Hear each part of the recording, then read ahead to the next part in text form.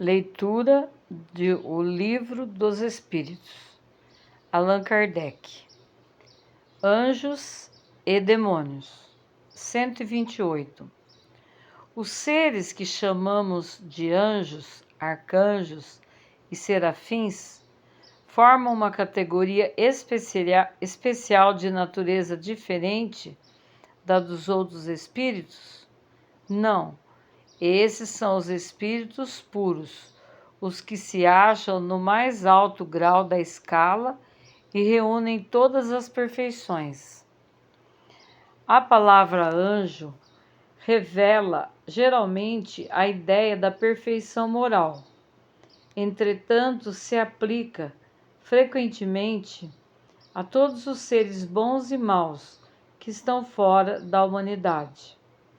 Disse o bom ou mau anjo, o anjo de luz e o anjo das trevas.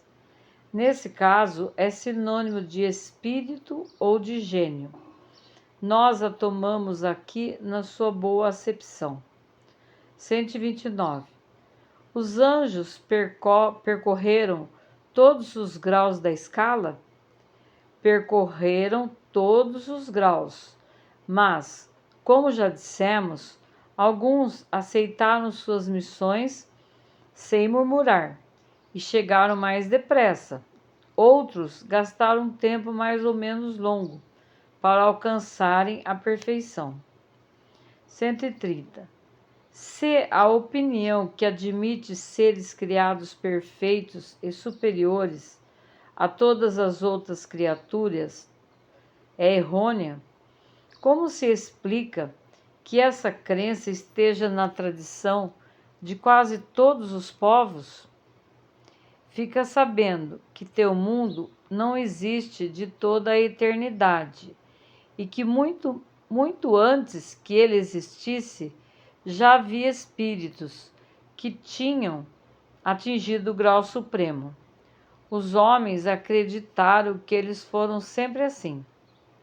131. Há demônios no sentido que se dá a esta palavra? Se houvesse demônios, eles seriam obra de Deus.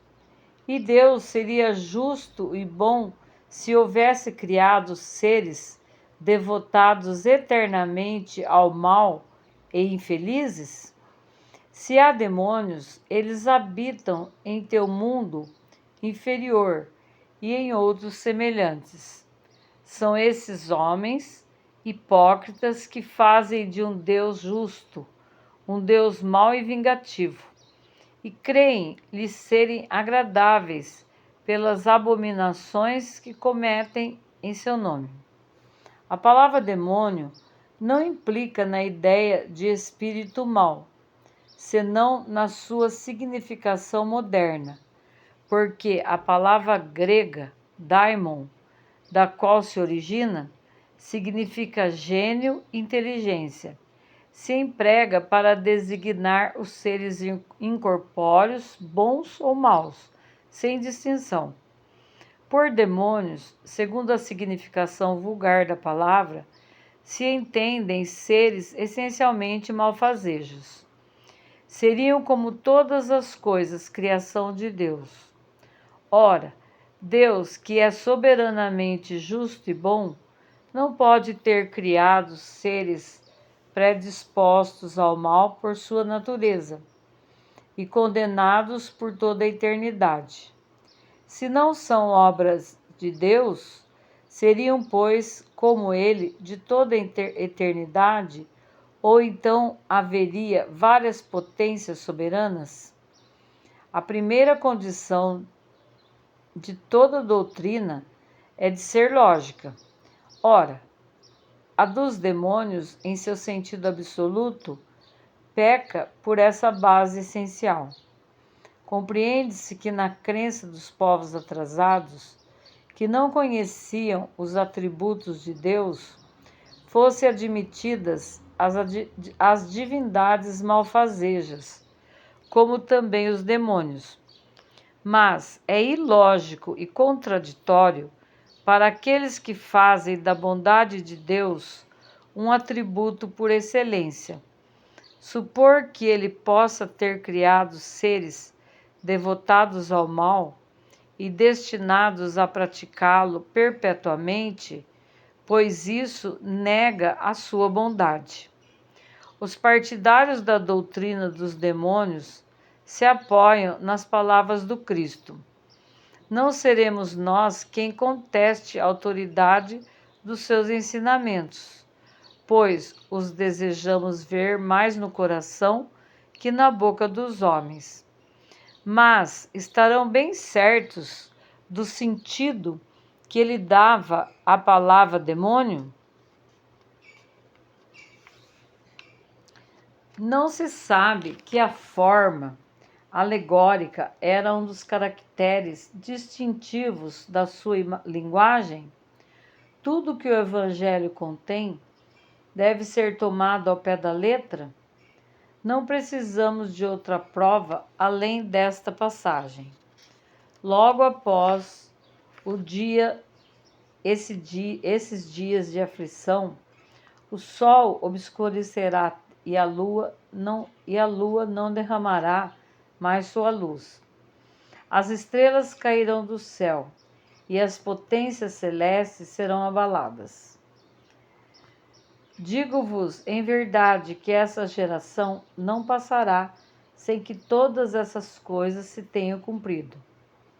Não temos visto a forma do texto bíblico ser contraditada pela ciência no que se refere à criação e ao movimento da Terra? Não pode ocorrer o mesmo com certas figuras empregadas pelo Cristo, que devia falar de acordo com os tempos e os lugares? O Cristo não poderia dizer conscientemente uma coisa falsa. Assim, pois, se em suas palavras há coisas que parecem chocar a razão, é porque não a compreendemos ou as interpretamos mal. Os homens fizeram com os demônios o que fizeram com os anjos. Da mesma forma que acreditaram em seres perfeitos de toda a eternidade, tomaram os espíritos inferiores por seres perpetuamente maus. Pela palavra demônio, devem, pois, se entender os espíritos impuros, que frequentemente não valem mais do que as entidades designadas por esse nome, mas com a diferença de que seu estado é transitório. São os espíritos imperfeitos que murmuram contra as provas que devem suportar e que por isso suportam-nas por mais tempo. Chegarão, porém, por seu turno, a sair desse estado quando o quiserem. Poder-se-ia aceitar, então, a palavra demônio com esta restrição. Mas, como é entendida no sentido exclusivo, poderia induzir ao erro, fazendo crer na existência de seres especiais criados para o mal. Com relação a Satanás, é evidentemente a personificação do mal sob uma forma alegórica, pois não se poderiam admitir um ser mau a lutar de potência a potência com a divindade, e cuja única preocupação seria a de contrariar os seus desígnios. Precisando o homem de figuras e de imagens para impressionar a sua imaginação, ele pintou os seres incorpóreos sob uma forma material, com atributos lembrando as suas qualidades ou os seus defeitos. É assim que os antigos, querendo personificar o tempo, pintaram-no com a figura de um ancião portando uma foice e uma ampulheta. A figura de um homem jovem seria um contrassenso. A mesma coisa se verifica com as alegorias da fortuna, da verdade, etc. Modernamente, os anjos, ou espíritos puros, são representados por uma figura radiosa, com asas brancas, símbolo da pureza. Satanás, com 2 chifres, garras e os atributos da animalidade, emblemas das paixões inferiores. O vulgo que toma a coisa pela letra viu nesses emblemas um indivíduo real, como outrora vira Saturno na alegoria do tempo.